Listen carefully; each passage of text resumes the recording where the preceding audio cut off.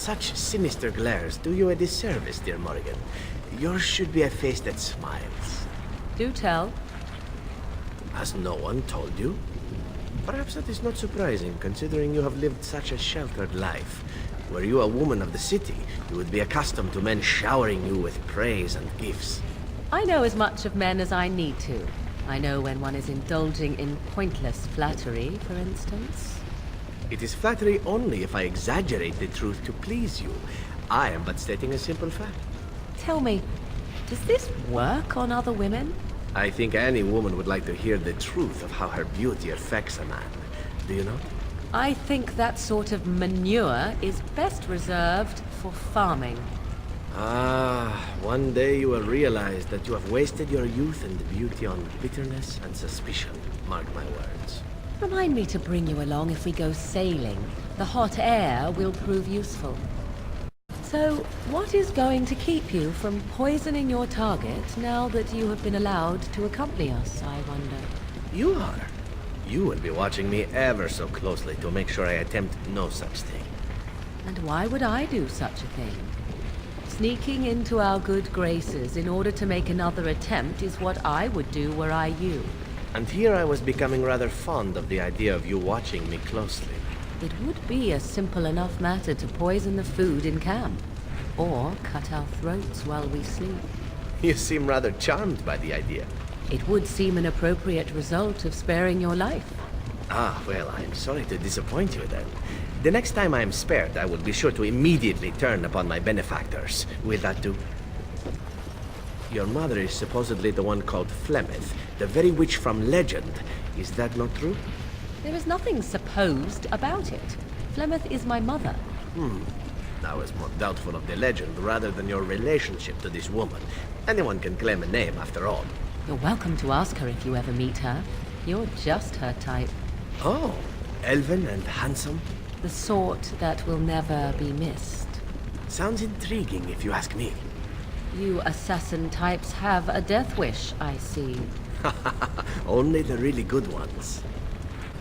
That is rather wily of you, Zevran.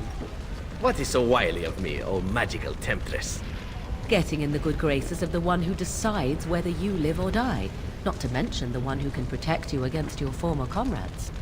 And I am supposed to believe you are here out of a sense of patriotism, perhaps? Hardly that. We all have our reasons for doing what we do. Mine happen to come with a set of lovely eyes. You do still intend to kill your target, do you not? Is your reputation not on the line? Are you still on about this, woman? I am led to believe that the crows would never permit such a transgression. They will come after you and in force. It has come to my attention that the crows are not always successful when pit against the Grey Wardens and their companions. Perhaps they will send someone competent next time. You wound me. I have considered doing far more than that. Trust me. So, if the legend of your mother is true, Morrigan, does that mean that the legends of her many daughters are as well? To be honest, I have no idea. I've never met any sister of mine, nor has my mother spoken of any. But it could be true, yes? If you exist, there could have been others like you. Long ago, perhaps? Why? We have legends of witches in Antiva. One that tells of a witch of the wild, traveled far from her home to settle in the Teleri swamps. And? You thought I might know this woman? If one legend can be true, why not another? Who knows how many Morrigans are scattered about Thedas, It's not something I'd like to contemplate.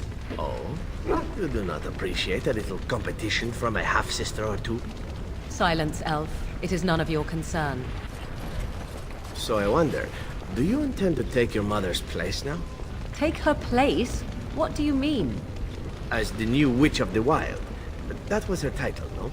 When one slays the queen, it's assumed they'll take her throne. Considering the throne is a small shack in the middle of a cold wilderness, I think I may just pass. And why would you lie to me, I wonder? Ah, is this the part where you hint at some subtle plot of mine? Because you are so very perceptive? So you didn't know what your mother planned until you read it in that book. That's what you said. That is correct. I admire you. You are a wicked, wicked woman. And you are a fool who spends far too much time on his hair. Has anyone told you what marvelous eyes you possess, my dear? Again with the flattery. Do you not tire from these pointless exercises? In Antiva, women are accustomed to being showered with the praise they deserve. Men should worship you at your feet as you pass. They don't find that incredibly annoying? They are goddesses receiving their subjects, just as you should be. Whatever would be annoying about that? I have no wish to be placed upon a pedestal. But you deserve no less. You should be admired by painters, copied by sculptors, exalted by poets. Surely, you know that yours is a beauty so exotic it would turn the eye of the maker himself. Well, I suppose I... Maker's breath. You were right. You win, I guess. Thank you, sir.